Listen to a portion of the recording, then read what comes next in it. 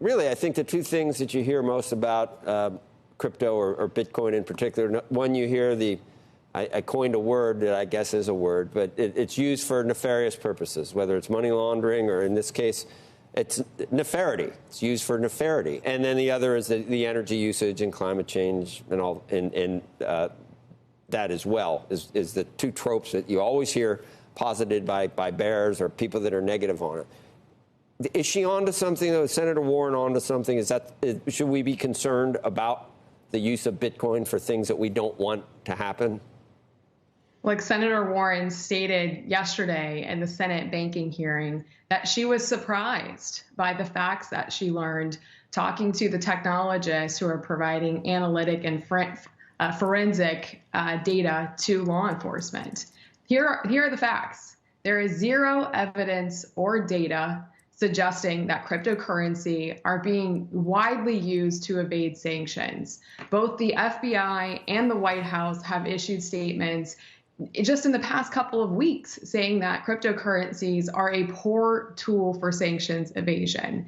FinCEN from the Treasury Department has also said they're not seeing cryptocurrency used to evade sanctions at a wide scale. I think this is a non-issue, and I don't think some of our members of Congress are listening to their own administration. And look, Joe, the most frustrating thing about this is that the story we should be focused on is how cryptocurrency has played a very significant role in Ukraine being able to defend itself against Russia and deploy life-saving aid on the ground in Ukraine. People have donated over $100 million in cryptocurrency to Ukraine. Look, the team that launched the official crypto fund of Ukraine, they testified in Senate banking yesterday, and they stated that it took them 10 minutes to set up the infrastructure to create that fund. 10 minutes. And then the Ministry of Defense was able to purchase and deploy critical supplies on a 24-hour turnaround. This is amazing. This is history being unfolded in front of us on how crypto is changing the way we interact and we transact around the world. We've got to be able to distinguish between the facts and the fears. Right. And these knee-jerk reactions to want to regulate cryptocurrency could have significant unintended consequences that could undermine the national security of our allies.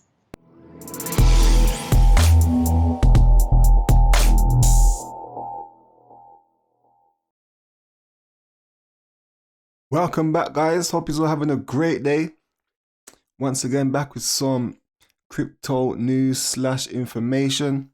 The market cap on the whole is down 2%. We're at $2.1 trillion. We've seen a bit of consolidation in the markets as of lately. We've had that huge surge to the upside.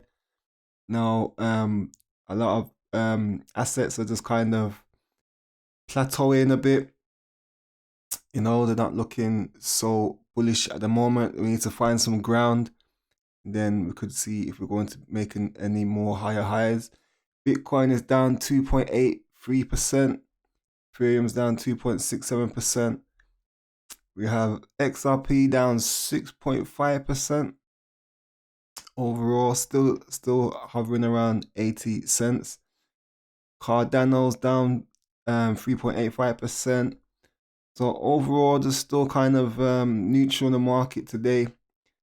Onto some news.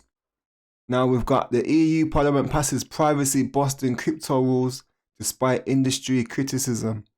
Lawmakers are set to end even the smallest anonymous crypto transactions and plan measures that could see unregulated exchanges cut off. Now we're seeing this is a major clampdown we're seeing in the markets. This goes against the whole ethos of crypto, allowing you to exchange funds anonymously. I've been seeing this coming for a while now. Banks and the governments are going to be clamping down, guys.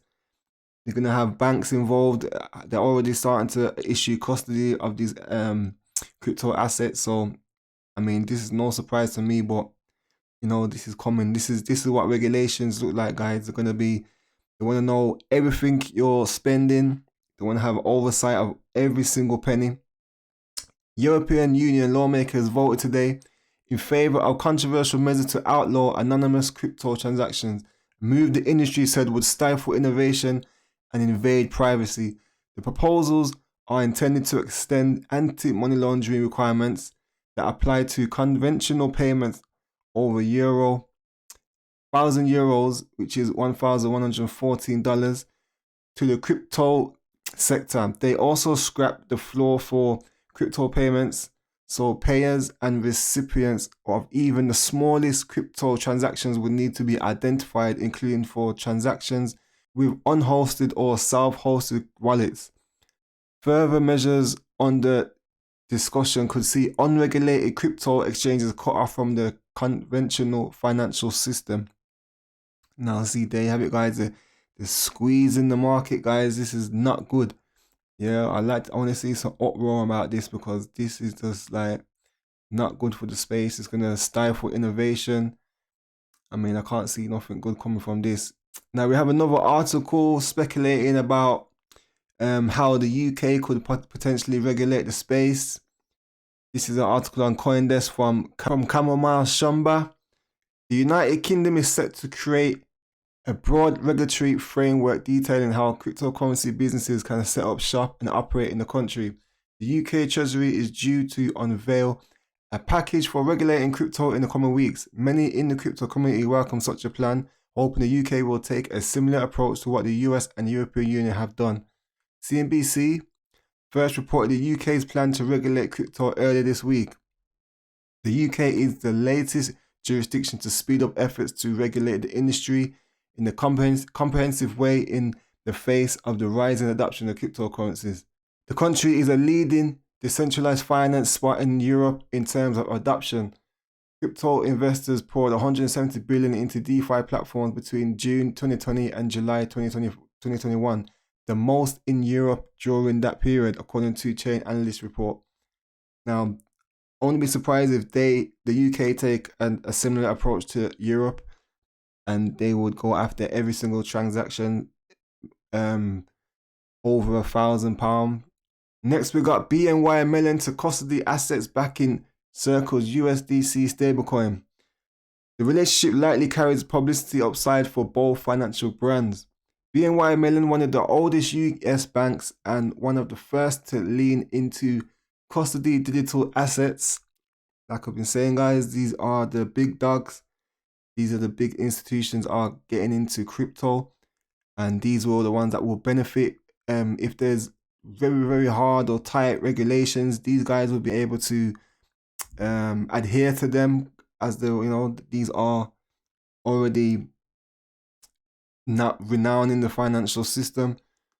So regulations won't really hinder these sort of platforms like it would with the smaller exchanges and the platforms as well. So BNY Mellon, one of the oldest US banks and one of the first to lean into custodying digital assets, will serve as a primary custodian for the reserve asset behind the USDC stablecoin.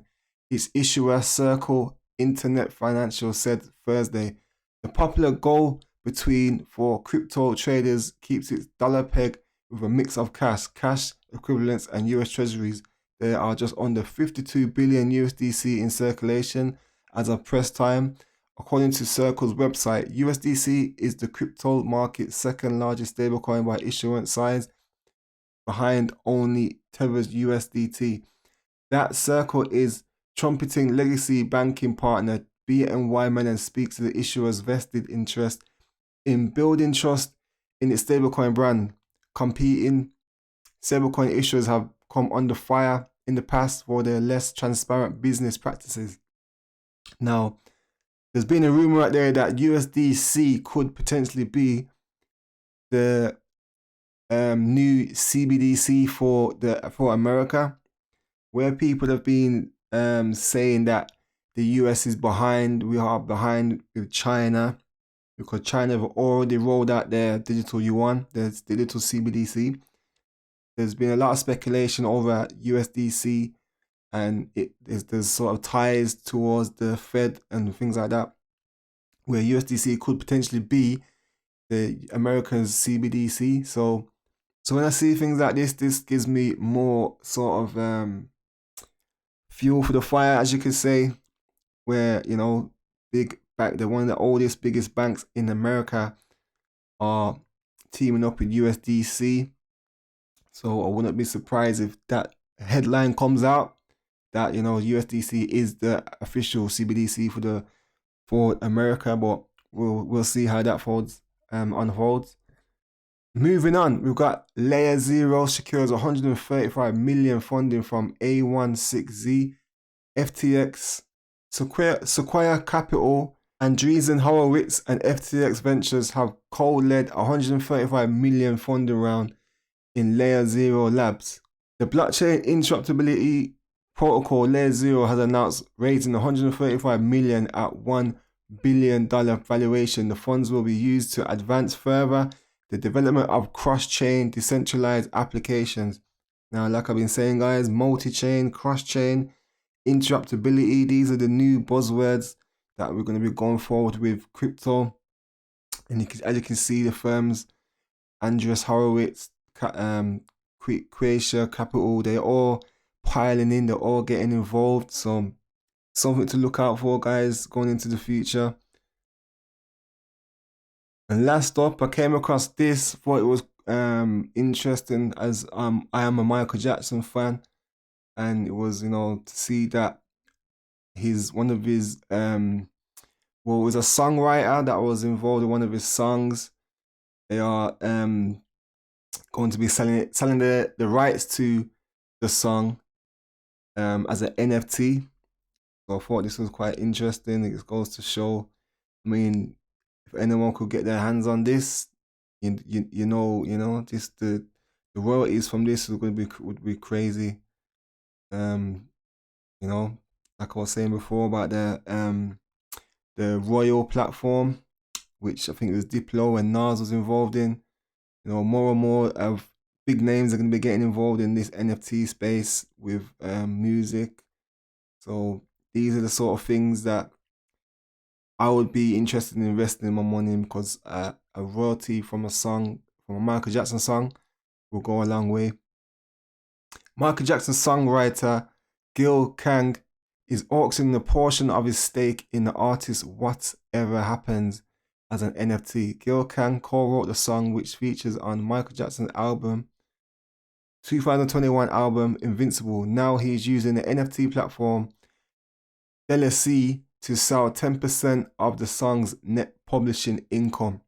See that there, 10%, guys. I mean, I'm not very too sure what song this is, Whatever Happens. I'm gonna have to look back on that, but regardless of that, it's a Michael Jackson song, so, you know, 10% of that, you know, that could be a decent investment right there, guys. So I'm gonna leave that with you. Hope you guys have a great day, whatever part of the world you're in, and I'll get back to you guys soon. See ya.